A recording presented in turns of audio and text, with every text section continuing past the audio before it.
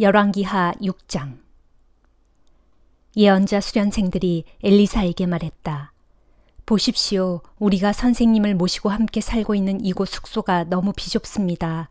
그러니 우리가 요단 강가로 내려가서 각자 나무를 베어오겠습니다. 한 사람이 큰 나무 하나씩만 베어와도 우리가 살만한 곳을 마련할 수 있겠습니다. 엘리사가 허락했다. 그렇다면 그렇게 해보아라. 그러자 수련생 한 명이 말했다.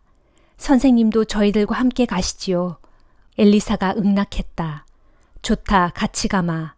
그들은 모두 요단 강가로 내려가서 각자 쓸만한 나무를 베었다. 그런데 나무를 찍던 한 수련생의 도끼가 갑자기 자루에서 빠져 강물 속으로 떨어졌다. 그 수련생이 외쳤다. 아이고 선생님, 이건 빌려온 도끼인데 어떡하지요? 하나님의 사람이 물었다. 도끼가 빠진 곳이 어디냐? 수련생이 도끼가 떨어진 강물을 가리키자 엘리사가 나뭇가지를 꺾어서 물속으로 집어던졌다. 그러자 도끼가 두둥실 물 위로 떠올랐다. 엘리사가 말했다. 도끼를 건져내어라. 그러자 그 수련생이 손을 뻗쳐 물 위에 떠있는 도끼를 건져내었다. 그 무렵 아람 왕은 북왕국 이스라엘과 전쟁 중에 있었다.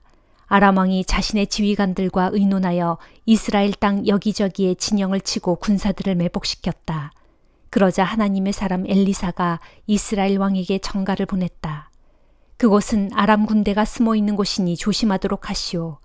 이스라엘 왕은 예언자가 경고한 곳으로 수색대를 파견하여 점검했다. 그런 식으로 위험을 피한 것이 한두 번이 아니었다.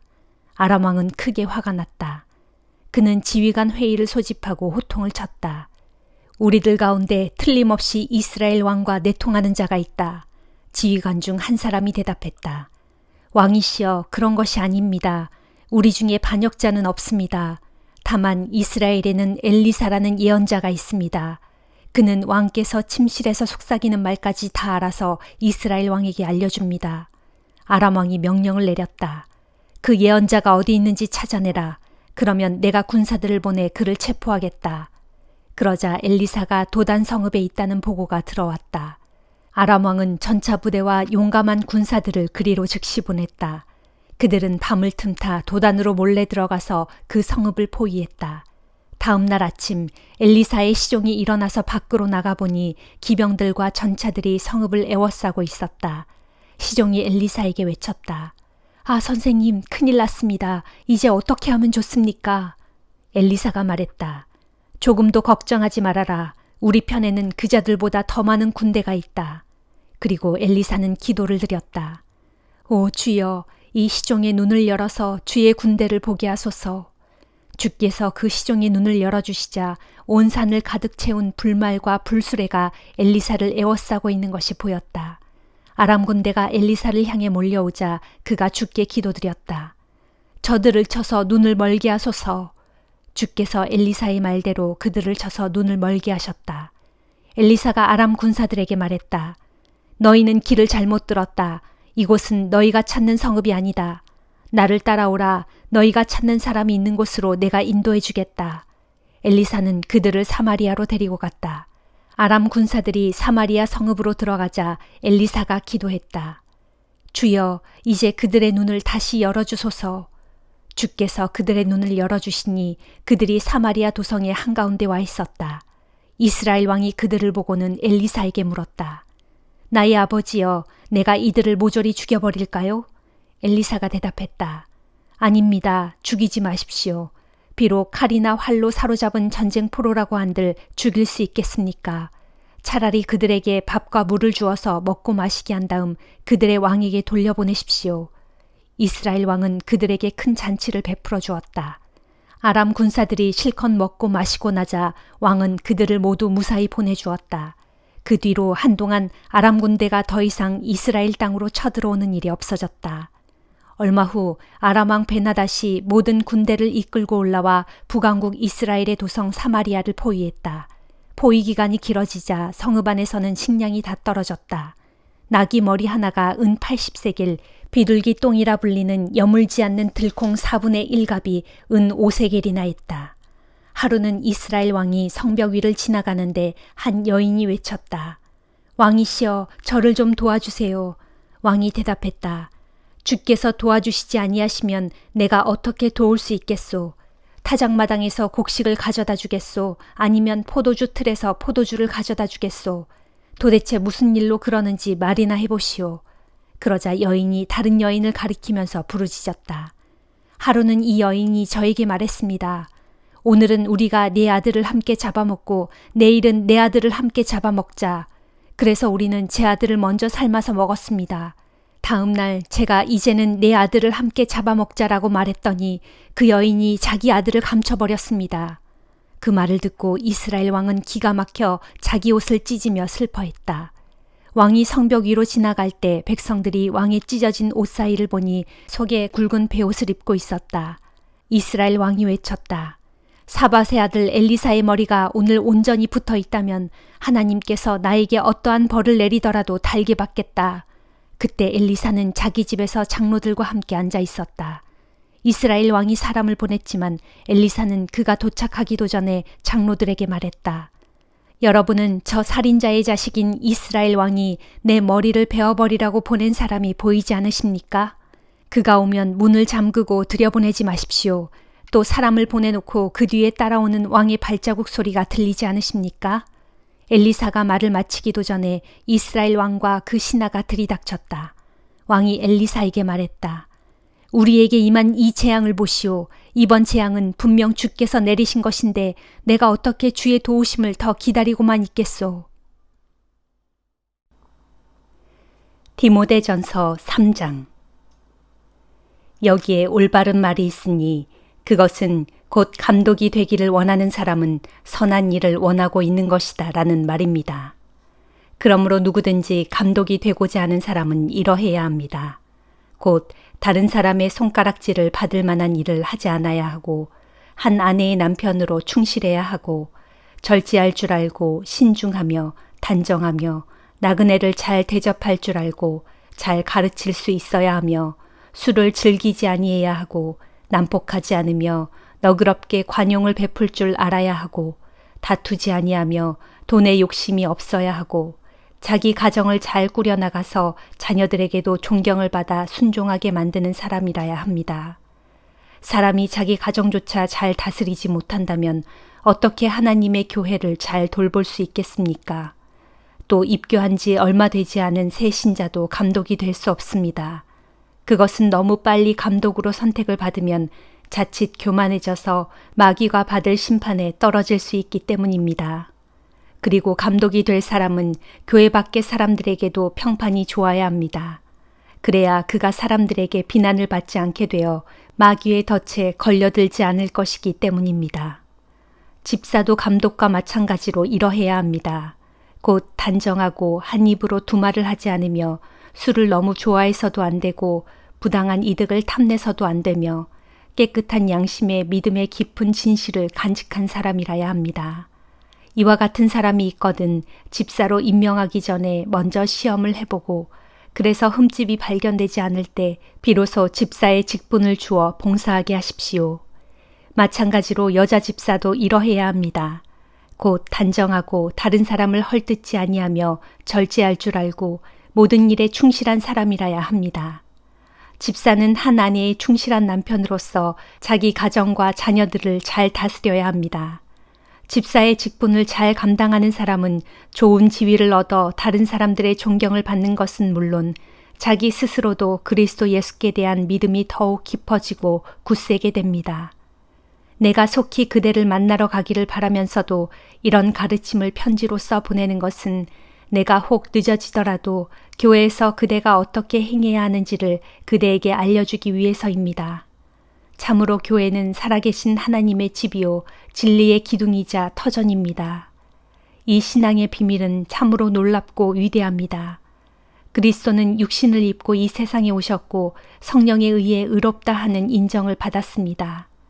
그리고 천사들에게 보이셨고 모든 나라들 가운데 널리 전파되었으며 그래서 세상 사람들이 그분을 믿게 되었고 마침내 그분은 영광 가운데 하늘로 올라가셨습니다. 다니엘 10장. 페르시아의 고레스 왕 제3년 한 계시의 말씀이 벨드사살이라 불리는 다니엘에게 임했다.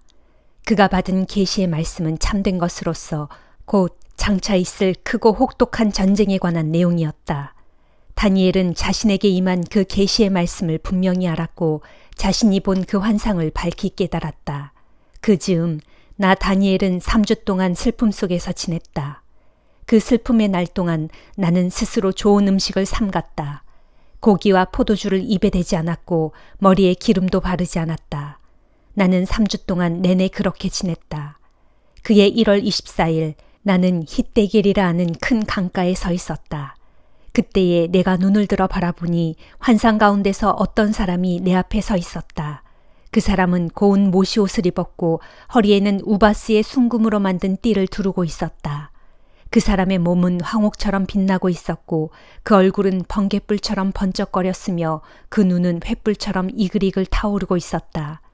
그 사람의 팔과 발은 광택나는 청동처럼 빛났고 그 목소리는 큰 무리가 일시에 내지르는 함성과도 같았다.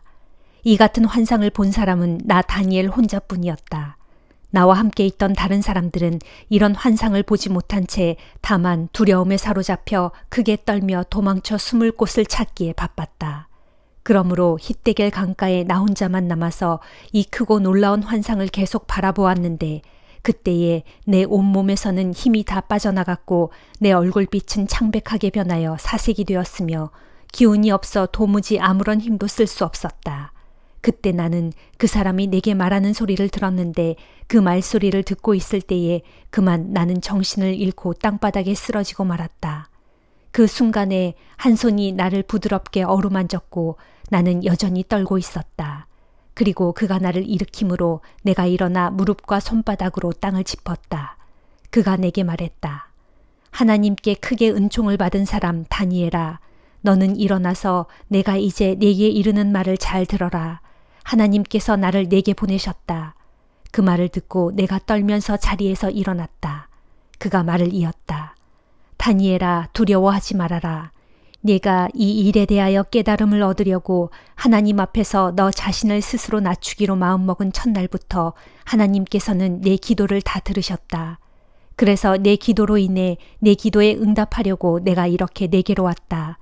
하지만 페르시아를 주관하고 있는 악령의 두목이 21일 동안 나의 길을 막았으므로 내가 그런 악령의 세력들에게 발목이 묶여 홀로 그들과 대치하며 계속 머물고 있었는데 그때 하늘 군대의 천사장 가운데 하나인 미가엘이 와서 나를 도와주었으므로 내가 그들의 방해를 물리치고 이렇게 내게로 올 수 있었다.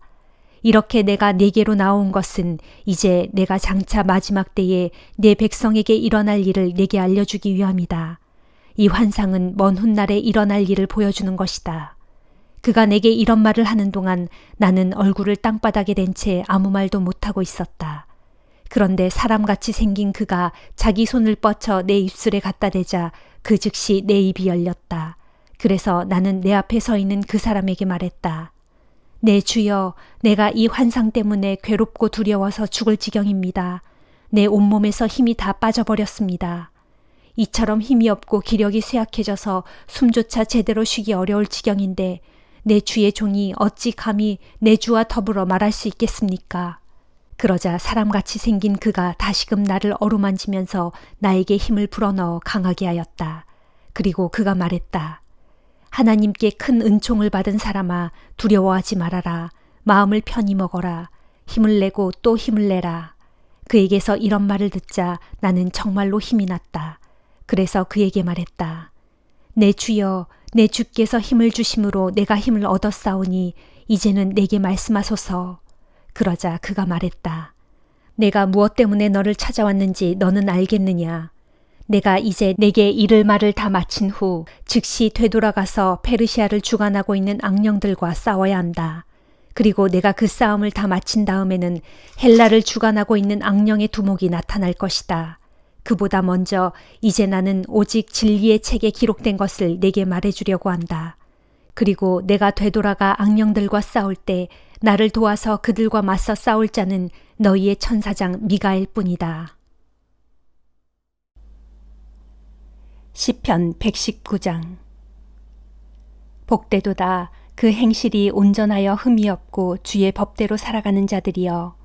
복되도다 주의 율례를 잘 지키고 온 마음을 다해 주님을 찾는 자들이여, 진실로 이런 사람들은 악한 짓을 행하지 아니하고 오직 주님의 길로만 따라가도다. 주께서는 우리에게 주의 법도를 주시면서 그것을 충실하게 지키라고 명하셨습니다. 하오니 내가 주님의 가르침을 성실하게 잘 지킬 수 있도록 나를 인도하여 주시고 붙들어 주소서. 내가 주님의 계명을 마음에 깊이 새겨 그대로 따르면 결코 수치를 당하는 일이 없을 것입니다. 내가 주님의 의로운 법을 배울 때에 순수하고 정직한 마음으로 소리 높여 주님을 찬양하리이다. 내가 주님의 율례를 힘써 지키겠사오니 정녕 이 몸을 버리지 마소서. 청년이 어떻게 해야 일생 동안 깨끗하고 온전하게 살아갈 수 있겠습니까? 그것은 주님의 말씀을 따라 살아가는 길, 오직 그 길뿐입니다. 내가 온 마음 다 바쳐 주님을 찾겠사오니 주님의 계명에서 벗어나지 않도록 나를 붙들어 주소서. 내가 주님께 죄를 짓지 않으려고 주의 말씀을 내 마음속 깊이 간직하렵니다. 찬양을 받으실 주님, 주의 법도를 내게 가르쳐 주소서. 주께서 친히 입으로 말씀해 주신 그 모든 법도를 내가 입술로 크게 소리내어 낭독하렵니다. 참으로 주님의 교훈을 배우고 따르는 이 기쁨은 큰 재물을 얻는 기쁨보다 더욱 큽니다. 내가 주님의 가르침을 묵상하고 주님의 법도를 깊이 살펴보렵니다. 오직 주님의 율례를 나의 기쁨으로 삼고 언제든지 주님의 말씀을 절대로 잊지 않겠습니다. 주여, 주의 종을 너그럽게 대하시어 은혜를 베풀어 주소서. 그리하시면 내가 활기차게 살아서 주의 말씀에 순종하겠습니다. 내 눈을 여시어 주의 법에 담겨 있는 놀라운 진리를 보고 깨닫게 하소서. 이 땅에 살아가는 동안 이 몸은 나그네에 불과하오니 주의 계명을 내게서 숨기지 마소서. 내 영혼이 주의 법을 깨닫고 싶어 항상 갈망하다가 지치고 말았습니다. 주께서는 교만한 자들을 책망하시고 주의 계명에서 떠나간 자들을 저주하십니다. 그러나 나는 주의 교훈을 힘껏 지켰사오니 이 몸이 조롱과 경멸을 당하지 않게 해주소서. 무통치자들이 다 함께 모여서 나를 해칠 궁리를 하더라도 주의 종은 오직 주의 율례만을 묵상하렵니다. 진실로 주의 교훈은 나의 기쁨이요 주의 증거는 내 갈 길을 이끌어주는 스승입니다. 아멘.